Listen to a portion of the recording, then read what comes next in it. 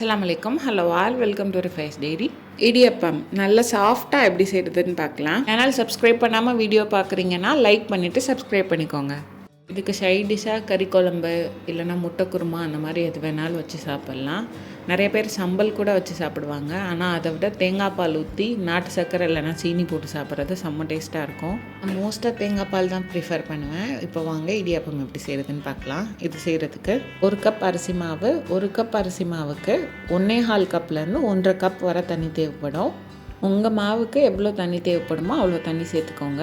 எனக்கு 1.25 கப் கரெக்டாக இருந்துச்சு. இது கூடவே இடியாப்பத்துக்கு தேவையான அளவு உப்பு. இடியாப்பம் செய்கிறதுக்கு மொத்தமாகவே தேவையான பொருட்கள் இவ்வளவு தான். ரொம்ப ஈஸியாக செஞ்சிடலாம்.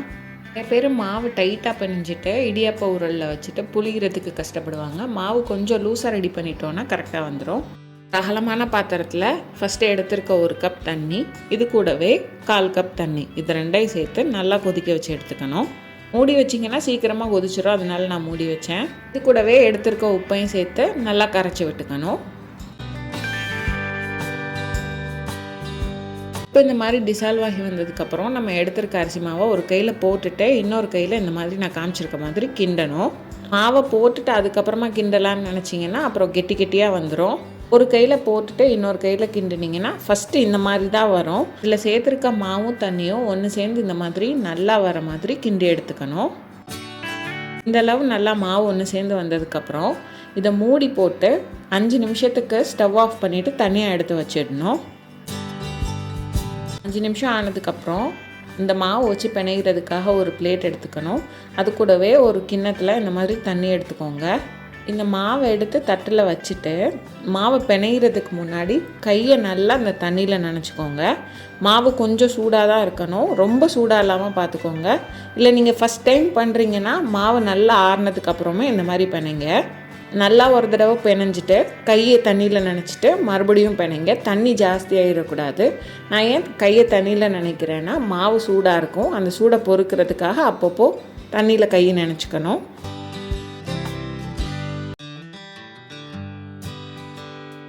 இந்த மாதிரி கொஞ்சம் கொஞ்சமாக பிணைஞ்சு மாவை நல்லா திரட்டி எடுத்துக்கணும்.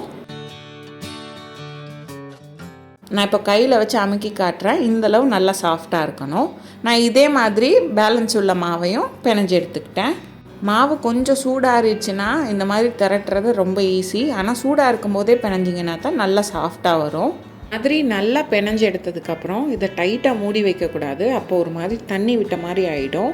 இதுக்கு மேலே ஒரு ஈரத்துணி போட்டு மூடி வச்சுக்கலாம். இந்த மாதிரி எல்லாத்தையும் பிணைஞ்சு எடுத்ததுக்கப்புறம் நம்ம எந்த பாத்திரத்தில் இடியாப்பம் அவிக்க போகிறோமோ அதில் கொஞ்சமாக எல்லா இடத்துலையும் நெய் தடவிக்கோங்க. இல்லை நீங்கள் இட்லி துணி யூஸ் பண்ணுவீங்கனாலும் பிரச்சனை இல்லை, இட்லி துணி யூஸ் பண்ணிக்கலாம். என்கிட்ட இருக்கிறதுலையே சின்ன ஹோல் இருக்க தட்டு இது தான், நான் அதை எடுத்துக்கிட்டேன். உங்ககிட்ட மெல்லிஸாக எந்த தட்டு இருக்கோ அந்த தட்டு எடுத்துக்கோங்க. இந்த இடியாப்ப உரல்லையும் எல்லா சைட்லேயும் நெய் தடவிக்கோங்க. அப்போ தான் மாவு சைடில் ஒட்டாமல் வரும். இப்போ நம்ம எடுத்துருக்க மாவை இந்த உரலுக்குள்ளே போகிற அளவு மட்டும் கையில் வச்சு இந்த மாதிரி அதை ஷேப் பண்ணி எடுத்துக்கோங்க. இப்போது நார்மலாக எல்லாருக்கும் தெரியும், இந்த மாவை எடுத்து உரலில் வச்சுட்டு உரலில் லாக் பண்ணிக்கணும். நீங்கள் எந்த இடியாப்ப உரலில் செஞ்சாலும் மாவு கெட்டியாக செஞ்சிட்டிங்கன்னா உங்களுக்கு புளிகிறது ரொம்ப கஷ்டமாக இருக்கும்.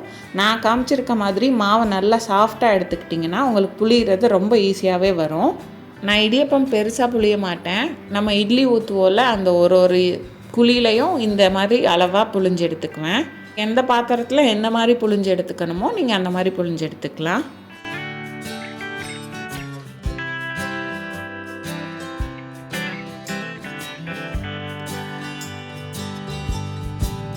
நான் இந்த மாதிரி இருக்க எல்லா குழியிலையும் புளிஞ்சு எடுத்துக்கிட்டேன். எனக்கு இன்னும் கொஞ்சம் மாவு பேலன்ஸ் இருந்தது, அதை 2வது தடவையாக புளிஞ்சு எடுத்துக்கிட்டேன். ஒரு மல்டி கடாய் இல்லைனா இட்லி பாத்திரத்தில் தண்ணி நல்லா சூடு பண்ணிவிட்டு நம்ம ரெடி பண்ணி வச்சுருக்க தட்டை வச்சு 8லேருந்து 10 நிமிஷம் வேக வச்சு எடுத்துக்கணும்.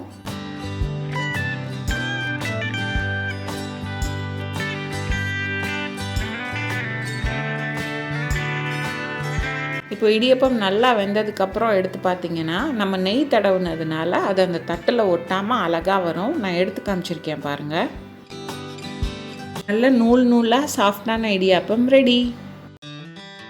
ஆல்ரெடி வீடியோ ஆரம்பிக்கும் போது சொன்ன மாதிரியே கறி குழம்பு இல்லைனா முட்டை குழம்பு இந்த மாதிரி உங்களுக்கு எந்த சைட் டிஷ் கூட வச்சு சாப்பிட்ணுமோ நீங்கள் அந்த மாதிரி ட்ரை பண்ணலாம்.